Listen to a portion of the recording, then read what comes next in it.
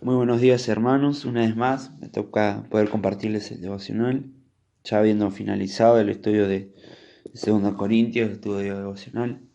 Y me gustaría comenzar con el estudio devocional acerca de la vida de Moisés, que está acerca de él en el Éxodo, ¿sí? En adelante. Me gustaría que empecemos leyendo Éxodo capítulo 1, del versículo 1 al versículo 22. Y es allí donde vamos a encontrar una gran historia y también el contexto en donde Moisés tuvo que nacer, el tiempo que le tocó vivir dentro de Egipto y las cosas que habían sucedido, las cosas que habían quedado atrás. Realmente habían muchas cosas que habían sucedido hasta su nacimiento, desde la vida de José. Así que vamos a empezar a detallar de a poco. Ahora sí, vamos a leer y dice, estos son los nombres de los hijos de Israel que entraron en Egipto con Jacob, cada uno entró con su familia. Rubén, Simeón, Leví, Judá, Isaacar, Zabulón, Benjamín, Dan, Neftalí, Gad y Aser. Todas las personas que le nacieron a Jacob fueron 70, y José estaba en Egipto. Y murió José, y todos sus hermanos y toda aquella generación. Y los hijos de Israel fructificaron y se multiplicaron y fueron aumentados y fortalecidos en extremo, y se llenó de ellos la tierra. Entrando se levantó, se levantó sobre Egipto un nuevo rey que no conocía a José, y dijo a su pueblo: He aquí el pueblo de los hijos de Israel es mayor y más fuerte que nosotros. 300 años habían pasado aproximadamente desde la muerte de José y de los hermanos y de esa generación hasta el nuevo rey, hasta el nacimiento de Moisés. 300 años donde el nombre de José ya empezaba a olvidarse y aquella tan gloriosa vez que él ayudó al pueblo de Egipto en la hambruna, con esa inteligencia que Dios lo proveyó y esa capacidad de resolver las cosas, ya comenzaba a olvidarse. Su nombre de las personas que habitaban en Egipto y de los faraones, ¿sí? De generación en generación, ya no era tan conocida, y dice la palabra que surgió un nuevo rey, un nuevo faraón que realmente no conocía a José. Y aquellos años tan gloriosos de José tampoco comenzaban a ser tan gloriosos para el pueblo de Israel. Y desde el momento del nuevo surgimiento de un faraón, de un nuevo rey, el pueblo de Israel comenzó a sufrir una esclavitud, una opresión, y comenzó a ser afligido duramente por parte de Faraón. Él dice justo en los versículos: He aquí el pueblo de los hijos de Israel es mayor y más fuerte que nosotros. Y pensó: ahora pues seamos sabios para con él, para que no se multiplique y acontezca que viniendo guerra, él también se sume a nuestros enemigos y pelee contra nosotros y se vaya de la tierra. Entonces pusieron sobre ellos comisarios de tributos que los molestasen con sus cargas, y edificaron para Faraón las ciudades de almacenaje de Pitón y Ramasés. Pero cuanto más los oprimía, tanto más se multiplicaban y crecían, de manera que los egipcios temían a los hijos de Israel. Realmente les tenían miedo, era un pueblo demasiado numeroso. Y comenzaron a tratarlos más duro cada vez para poder controlarlos y tener control sobre ellos. Y los egipcios hicieron servir a los hijos de Israel con dureza. El 14 dice: y amargaron su vida con dura servidumbre, en hacer barro y ladrillo, y en toda labor del campo, y en todo su servicio, al cual los obligaban con rigor. Realmente la mano de Faraón sobre el pueblo de Israel fue muy dura. Y el versículo 14 lo aclara, lo da muy claro a entender, que dice: y amargaron su vida con dura servidumbre. Y a pesar de todo esto, el pueblo seguía expandiéndose, seguía creciendo, y Faraón llega a tomar una decisión. En el 15 en adelante dice: y habló el rey de Egipto a las parteras de las hebreas, una de las cuales se llamaba Cifra y la otra Fua, y le dijo: cuando asistáis a las hebreas en sus partos y veáis el sexo, si es hijo, matadlo, y si es hija, entonces viva. El plan de Faraón fue entonces comenzar a reducir la población de Israel desde su nacimiento, matando a la siguiente generación de niños y solamente dejando a la generación de mujeres. Y realmente en medio de todo este sufrimiento para el pueblo de Israel, toda esta persecución, toda esta aflicción, toda esta esclavitud, hubo un acontecimiento muy grande por parte de dos parteras, las cuales temieron a Dios y se pusieron en contra de Faraón. Y dijeron en el versículo 17, pero las parteras temieron a Dios. Eso es lo primero que aclara. Y no hicieron como les mandó el rey de Egipto, sino que preservaron la vida de los niños. Y el rey de Egipto hizo llamar a las parteras y les dijo, ¿por qué habéis hecho esto? ¿Por qué habéis preservado la vida de los niños? Y las parteras respondieron a Faraón, porque las mujeres hebreas no son como las egipcias, pues son robustas y dan a luz antes que las parteras vengan a ellas. Y en medio de tanta locura, tanta maldad de parte de Faraón, tanto desquicio de su poder, de comenzar a matar niños, para poder controlar una población, de poder cumplir con un plan, hubieron dos personas que se opusieron, por lo menos dos personas que son nombradas aquí, que se opusieron a ese plan y temieron principalmente a Dios y no a las órdenes que Faraón estaba acatando. Pero realmente fueron recompensadas, ¿sí?, por Dios, por haber temido y por haber obedecido principalmente a Él y por haber preservado la vida de los hijos de Israel.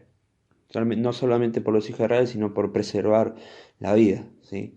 Y realmente ellas fueron bendecidas. Y el versículo 20 dice, Dios hizo bien a las parteras y el pueblo se multiplicó y se fortaleció en gran manera. Y por haber las parteras temido a Dios, Él prosperó sus familias. A pesar de todo esto, de que ellas se hayan opuesto a Faraón, al rey de Egipto, el Señor cuidó sus vidas y las mantuvo con vida. Las bendijo y multiplicó sus familias. Hizo que prospere su familia. Realmente el obedecer a Dios por sobre los hombres trae mucha bendición, principalmente el temor en primer lugar a Él.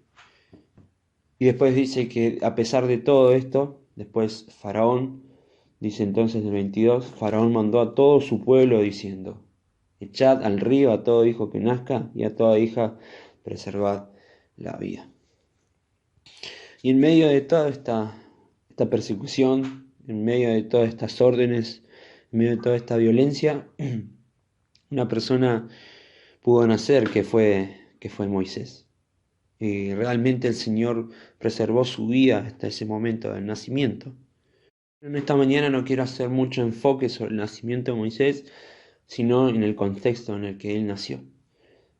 Fueron 300 años donde el Señor vio a su pueblo ser afligido, vio a su pueblo ser asesinado, fue esclavizado, pasar por diferentes situaciones de dolor, de tristeza, donde amargaron su vida con servidumbre, donde los pusieron a trabajar hasta morir, y realmente Dios no estaba excepto de esas cosas.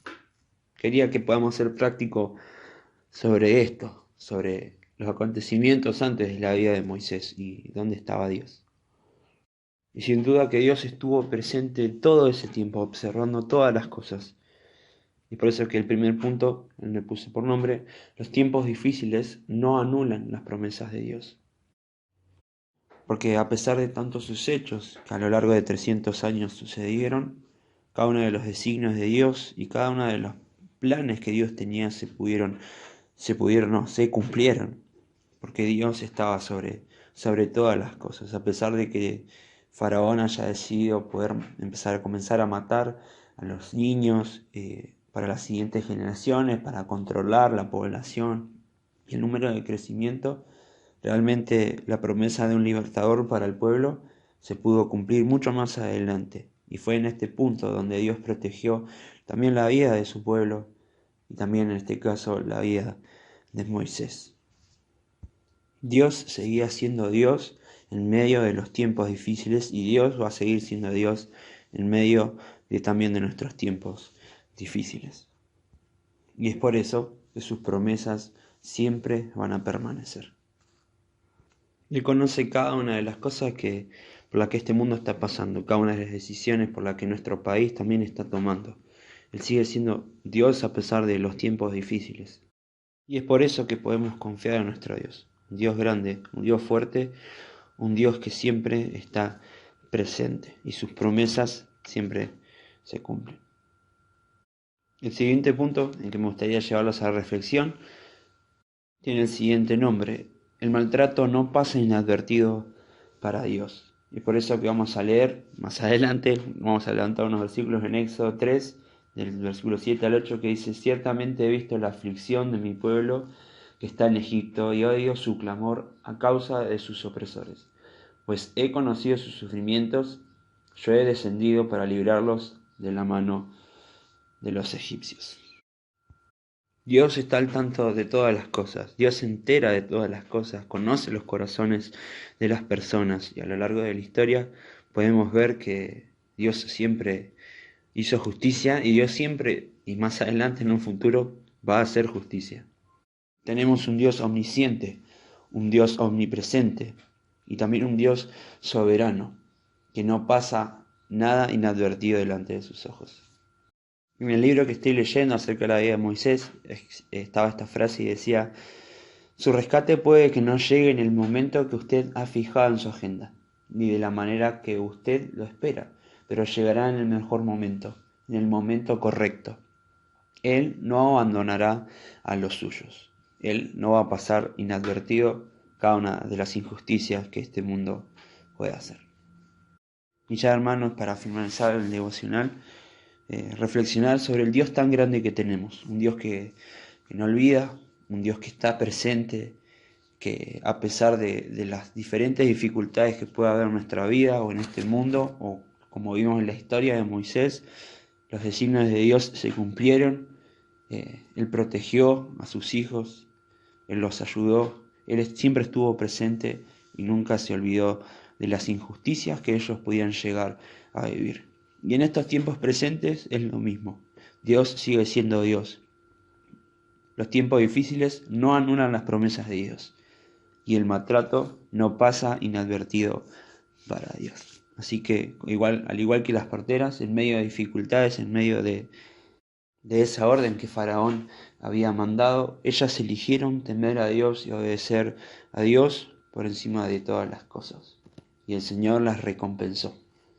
El Señor no se olvida de aquellos que en medio de dificultades obedecen. El Señor no se olvida que en medio de las dificultades temen a Él, esperan en Él y son pacientes para con su voluntad. Y permanecen obviamente fieles a su lado. El Señor no se olvida de esas cosas. Así que, hermanos, hasta aquí llegó el devocional. No hay nada más para agregar. Que tengan una linda mañana y que el Señor los bendiga.